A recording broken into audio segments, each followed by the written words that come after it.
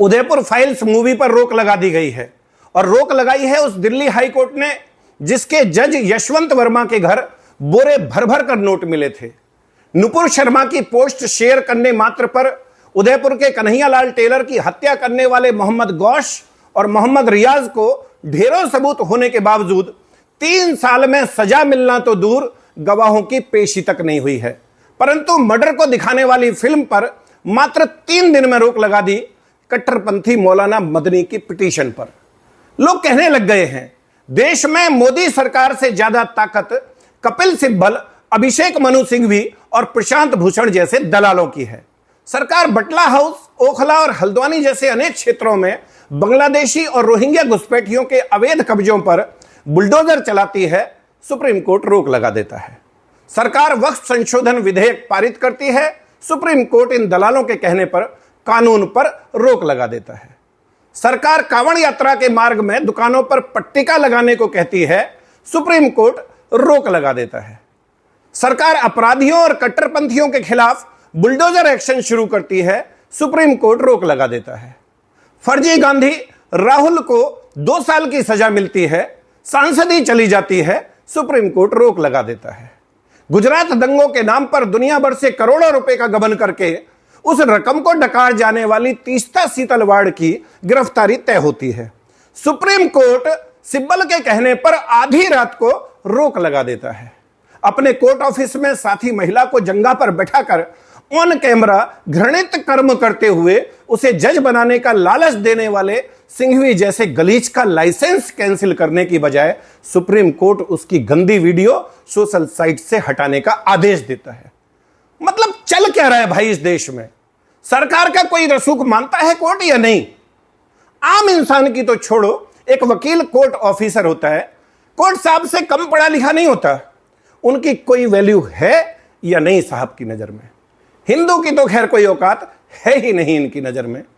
देश के प्रधानमंत्री जिनकी लोकप्रियता वर्ल्ड लीडर की है, लगातार तीसरी बार चुनकर आए हैं, आवश्यकता से अधिक आदर सम्मान दे रहे हैं, वो भी नहीं पच रहा है जज साहब लोगों को।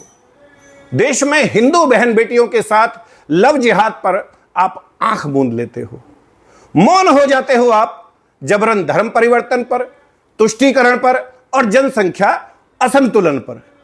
बांग्लादेशी और रोहिंग्या घुसपैठियों पर सरकारी कार्रवाई शुरू होते ही आपकी छाती में दूध उतर आता है। परंतु 5.5 लाख कश्मीरी पंडित अपने ही गांव घर से पलायन करने पर मजबूर कर दिए गए, आप शांत बैठे रहे। कोई इतना एक तरफा कैसे हो सकता है जज साहब? कैसे? आप भी इंसान हो, एक बार दिल पर हाथ रखकर सोचो कि आप और आपका पूरा परिवार, कुनवा खानदान और पूरा का पूरा गांव उजाड़ दिया जाए, भगवान कभी ना करे आपकी बहन, आपकी बेटी के साथ कश्मीरी पंडित गिरजा टिक्कू की तरह सामूहिक दुराचार हो।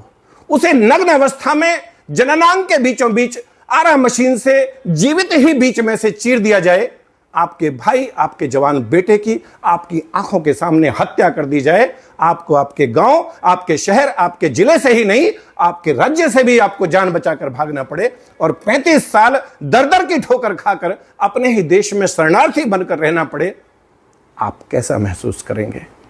पिछले 35 साल में एक बार भी आपकी आत्मा ने स्वतः संज्ञान लेकर जालिमों पर एक्शन लेने को कहा है? करोड़ों गरीब लाचार कैदी अपने ट्रायल की आस में जेल का नरक भोग रहे हैं, उनके परिवार और वकील अपनी जूतियां घिस रहे हैं।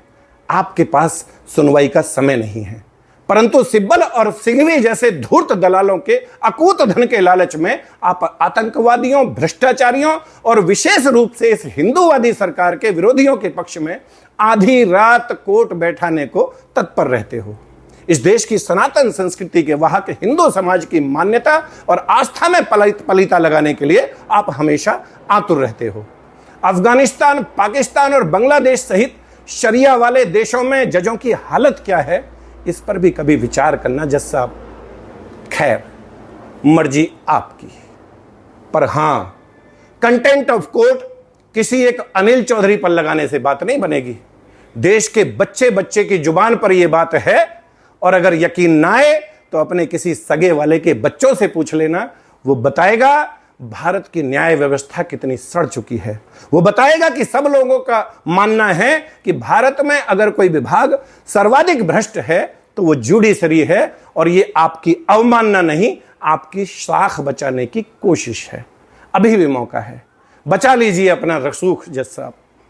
कॉलेजियम सिस्टम को कूड़ेदान में फेंक दीजिए। न्यायिक व्यवस्था में आमूलचूल परिवर्तन की आवश्यकता है। आप समझिए इस बात को, और फिर भी अगर लगे कि गंदगी को दूर करने की बजाय मुझ पर एक्शन लेना ज्यादा जरूरी है तो ठीक है। आखिर someone has to bell the cat. किसान का बेटा हूं, फौजी रहा हूं, शेष बचा भारत गजवाए हिंद की जद में ना आने पाए। जातिवाद से ऊपर उठकर तमाम हिंदू, सिख, जैन, बौद्ध एकजुट रहें। रोजाना 18 घंटे इस विषय पर काम करता हूं। कष्टों में रहने की आदत है, मर्जी आपकी। My number is 9310073539। Vande Mataram. Bharat माता की